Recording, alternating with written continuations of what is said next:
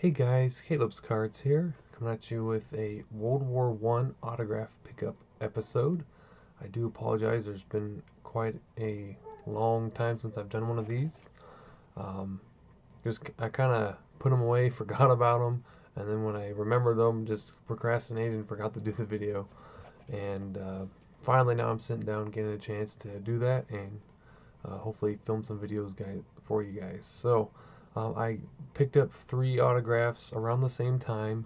I think one of them I purchased with my eBay bucks, or purchased some of it with my eBay bucks, so it was almost free. Um, Probably about 2 months ago or so. So they just kind of been sitting in the cabinet there over my shoulder, and just unburied them after sending out some stuff that I had waiting to go out to some people. So I was like, oh yeah, I still need to do that video. So we have some interesting ones. None of these people are served like specifically in the military, like actually in the war or anything like that, but they do have a connection or were around during the World War I time, which I thought was interesting, and they were for a good deal. So I thought it'd make for a cool video. So first man we have here is George Clark Van Dusen. He was born in 1869 and died in 1935. This is a letter from Hall Rod Works. His monthly purchase, 30-day basis, are payable on the 15th. The succeeding month will be convenient for you to send check for January account. So he's writing to the Standard Oil Company in New York, getting some supplies and things like that. So very cool. He signed that letter there. It's not copied or anything like that. Nice. From a typewriter. This is dated from 1924, so 11 years before he passed away. Here's a picture of Mr. George Clark Van Dusen.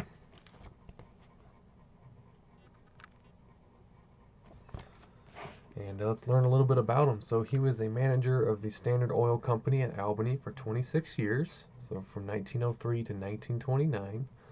He was also a World War I Red Cross leader in France, so that's his connection to World War I. He was an organizer of St. Paul's Church in Syracuse, New York, a member of the Holland Society of New York.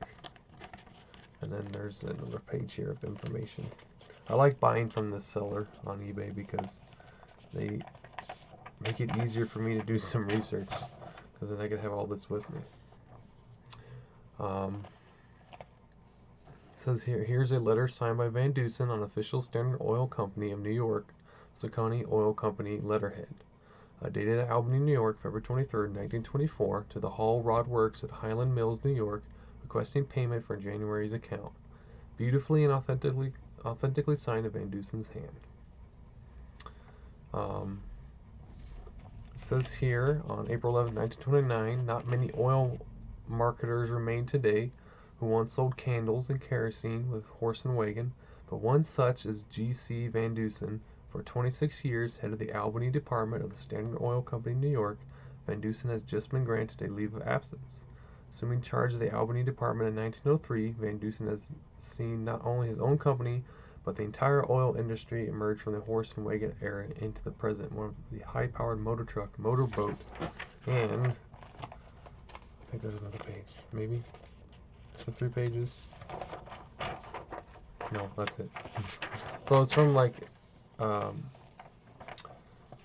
newspaper article, I believe. So a section of it. So he was a oil and gas tycoon. I don't know what you want to call it. Who also wanted to contribute to the war effort with the Red Cross. So had a charitable heart, as well as a successful businessman for many years. So interesting piece to add to the World War I collection. So it's, I've filled out the entire folder I have, so I'll have to make a new one.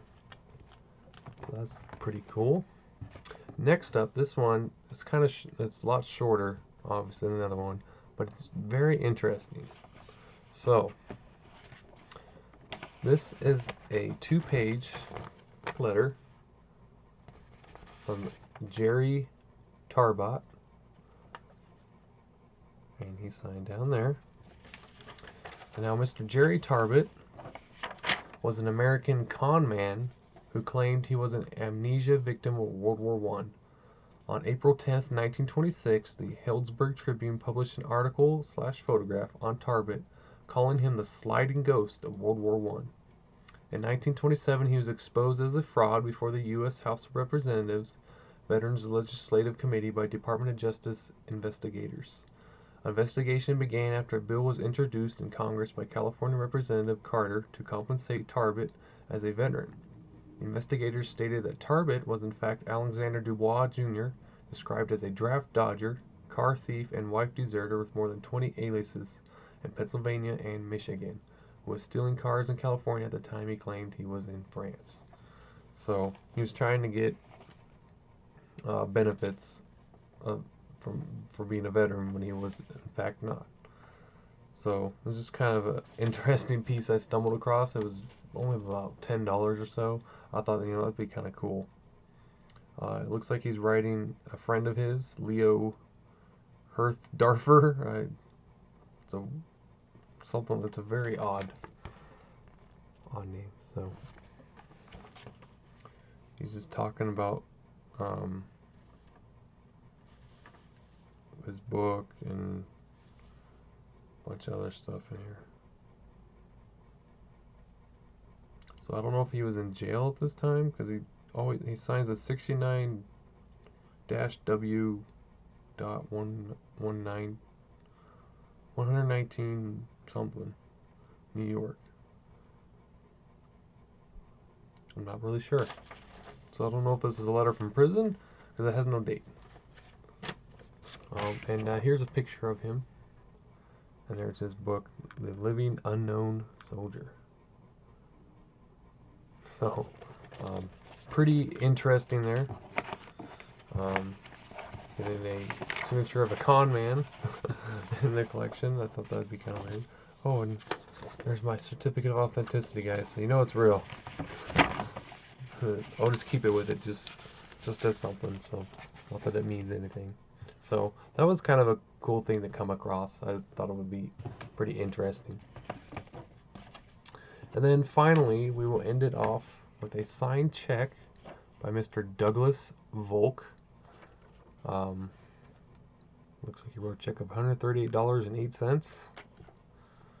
From the pretty much all these autographs have a connection to New York, so that's kind of cool. So this is dated from 1922.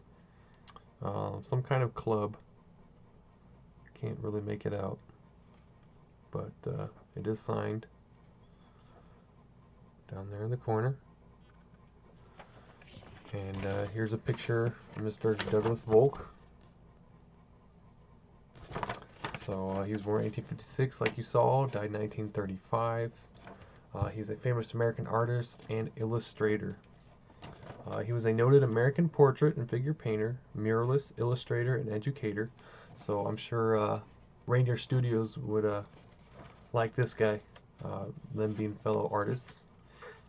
He taught at the Cooper Union, the Art Students League of New York, and was one of the founders of the Minneapolis School of Fine Art. He and his wife Marion established a summer artist colony in western Maine. And Henry S. will like this little fact. So Douglas Volk's father actually, which I had his name somewhere, but I seem to have lost the paper. He painted a portrait of President Abraham Lincoln before he was assassinated. Well before he was assassinated. That was about 1860, 1861 or so.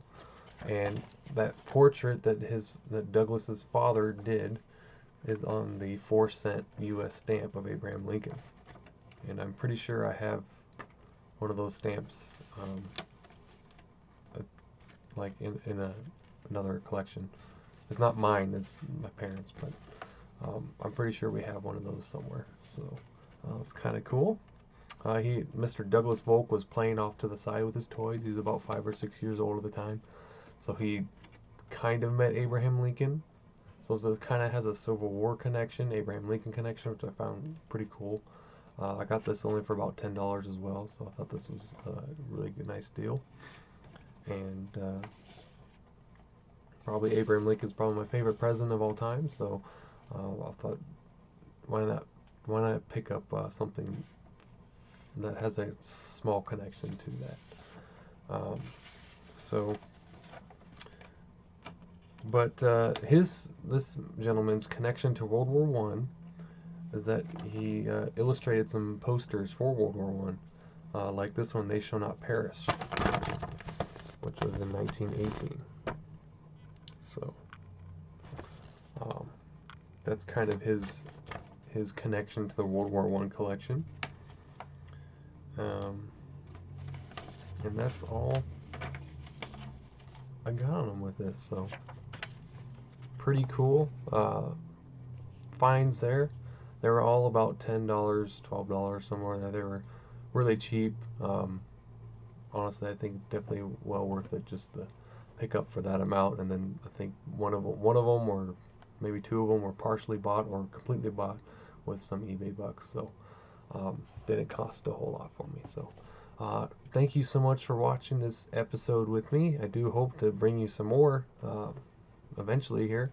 I've been keeping an eye on every now and then to get email alerts to see what pops up for good prices and try to pick up stuff that I find interesting for you guys. So I'm going to get to work on some TTM videos and maybe some contest responses and hopefully all kinds of things before I go to bed tonight. So thanks so much for watching, guys. I do hope you have a great start to your weekend, and make sure you stay safe out there. I'll see you all later. Bye.